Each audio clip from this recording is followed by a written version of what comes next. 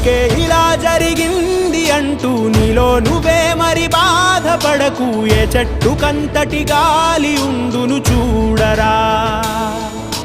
నీ చిక్కులన్నవి తీరవంటూ ఎక్కిళ్ళు పెడుతూ ఆగిపోకు. ధైర్యంగా వెతుకు దారి దొరుకును సోదరా.